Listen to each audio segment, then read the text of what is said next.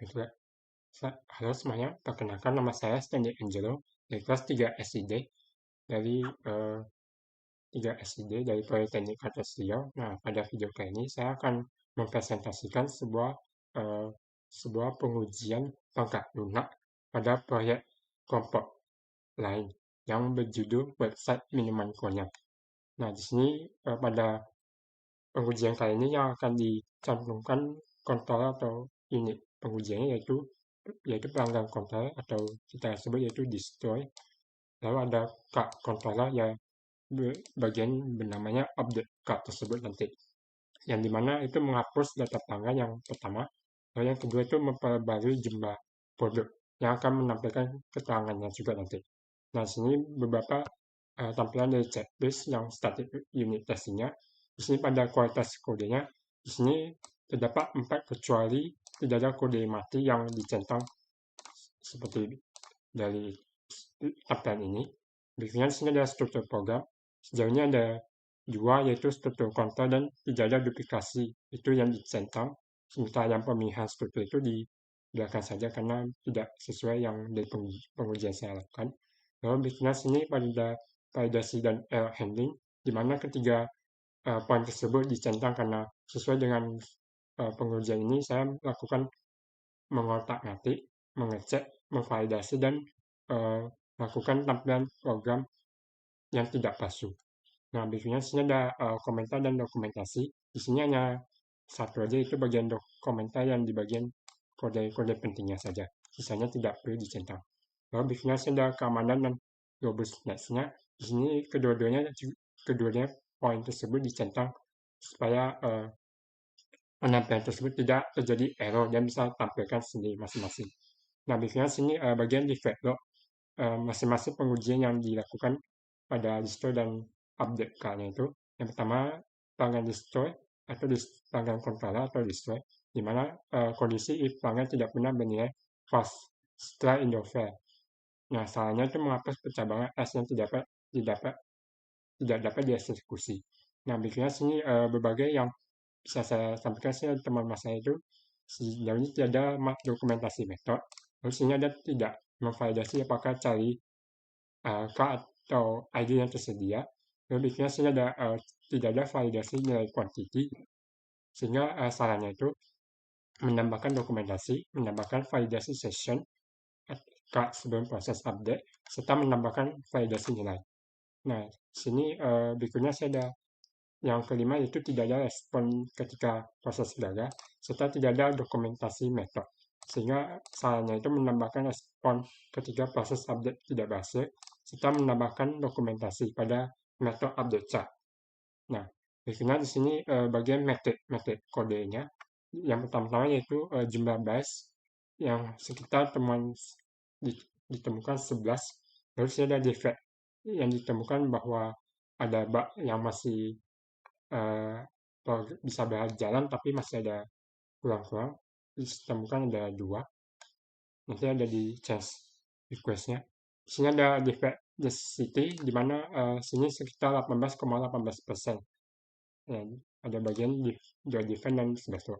Nah, bagian jenis defendnya di sini ada dead code yaitu satu aja serta dokumentasi yang diisi satu pada bagian pelanggan controller.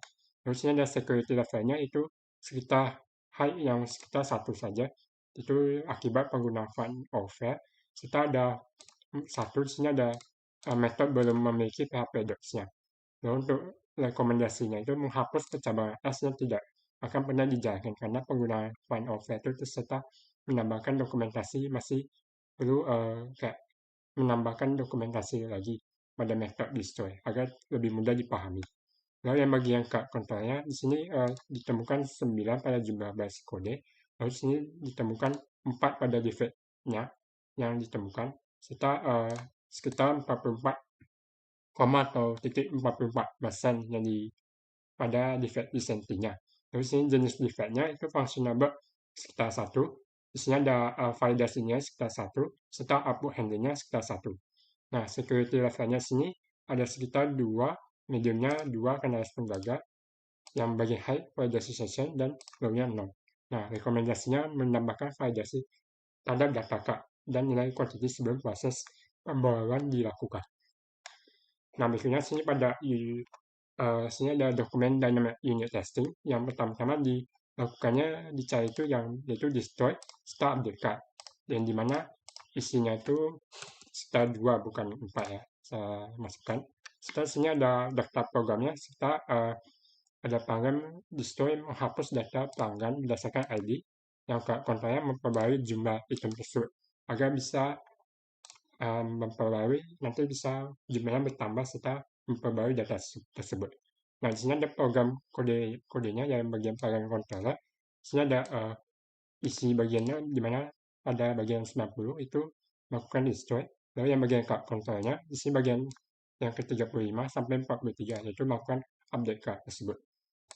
Yang bisa saya tampilkan pada Dynamic itu yang pertama-tama sini pelanggannya. Di sini pelanggan Dynamic-nya melakukan yang seperti yang sebelumnya ada fund offer yang bagian sininya tergolong harus tidak perlu diutak atau perlu diperbarui juga. Lalu sini yang bagian yang sekarang ini yang seperti ini, yang bagian destroy-nya, di sini responnya harus memakai seperti ini, fund offer pelanggan list, agar supaya data tersebut bisa berhasil dilakukan sebelum dihapus. Serta yang berikutnya bagian update kontrolnya di bagian tersebut. Sebentar, saya akan cari sampai bisa ketemu nanti tampilannya. Baiklah, saya akan lanjutkan. Mohon maaf pada mohon maaf atas pemberhentian tadi. Nah, yang berikutnya sini ada bagian update-nya itu seperti yang dikatakan yang bagian 35 function update card, di mana sini ada tampilannya yaitu menampilkan request-nya agar bagian card tersebut bisa diperbarui serta menampilkan datanya sendiri. Dan sini bagian psychometric kompleksitasnya sekitar 5 kurang 5 itu sama dengan 2. Lalu sini ada bagian kontrol G-nya seperti berikut ini tampilannya. Lalu sini ada bagian update-nya sekitar seperti berikutnya, yang dimana biasnya itu menyesuaikan bias yang dikode satu sama lain. Dan sini yang tampilan check G-nya seperti itu yang bagian pelanggan serta yang bagian update. Nah, sini yang bagian kontrolnya itu menampilkan ID pelanggan seperti berikut ini. Nah, di sini ada data flow-nya seperti berikut tampilan untuk bagian pelanggan serta bagian card. Dan sini bagian tabel-tabelnya yang dimana pelanggan serta bagian card-nya disesuaikan seperti ini. Nah, sini ada bagian tabel rencananya, yang bagian U pelanggannya seperti atau display seperti ini. Lalu yang bagian update-nya chart seperti ini. Nah, klasifikasi akan untuk pelanggannya menampilkan seperti berikut ini, yaitu struktur project-nya seperti berikut. Lalu ada ini bagian isi codingan yang ditampilkan pada pelanggan. Lalu sini ada kontrolnya juga sini. Nah, di sini bagian berikutnya akan menampilkan implementasi hasilnya serta menganalisis bisa melakukan pemrosesan tersebut berjalan lancar, tapi juga ada harus mengotak-ngatik sepenuhnya juga. Nah, sini bagian testing yang saya gunakan itu bagian infection, sehingga menampilkan tampilan seperti berikut, ada sekitar 13 serta 92 sampai dengan 100 dan 92%. Nah, sehingga menghasilkan 111 dan 13 yang berhasil. Nah, seperti itu yang sisanya. Nah, berikutnya yang bagian template pengujiannya itu mengatakan cakupan menghapus data pelanggan serta pelanggan.